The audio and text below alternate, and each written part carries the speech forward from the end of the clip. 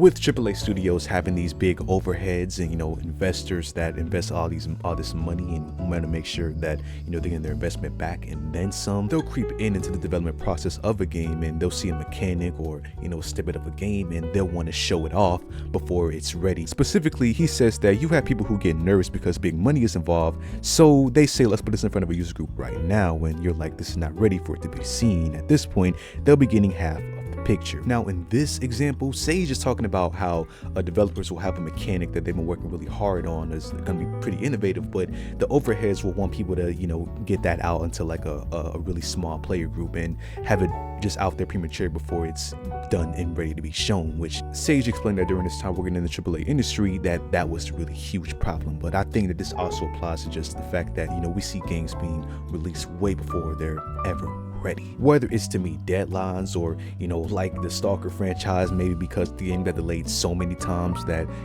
delaying it even further would just look like a loss of interest in a game that's likely never going to come out. Even Starfield, those kinds of titles, and it really sucks because it started to create the norm of this expectancy of these microwave heated ass games in the fact that they're hot on the outside and cold in the middle. Like they have the idea but the execution is just terrible. Like Jedi Survivor last year, that game dropped and it was in an insane state. But again, most of the time the people that are making these games, like the developers themselves, they're passionate about whatever they're making on, whether it's the IP or like I said, the game mechanics. There's specific teams for just game mechanics, so they're obviously hardcore about what they're doing. It's just the overheads and the publishers and the investors that are rushing these things out, and the fact that we live in a digital world where we can have what we just had with Stalker 2 and a 650 plus bug fix patch that can come out a day after or whenever it needs to come out after the game drops. So don't get me wrong, obviously comparing this day and age of gaming to maybe like an N64 type of game, if that game had a glitch in it, that was just lore.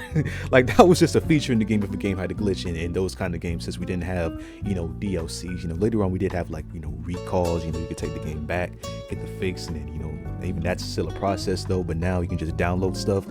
But still, it just, the fact that we have all these obviously passionate developers and studios that want to make the most out of whatever they're investing in, I just think that normalization of crunching and rushing game developers isn't gonna get this AAA games studio anywhere. It's got us where we are right now, where AAA is damn near falling off in terms of like what it used to be, and as far as like the money in it. Now we have a significant focus on smaller budget indie titles or AA games. I don't even like the double AAA title. I'm just saying it so you guys know what I'm talking about. But yeah, it's a really weird spot for gaming right now.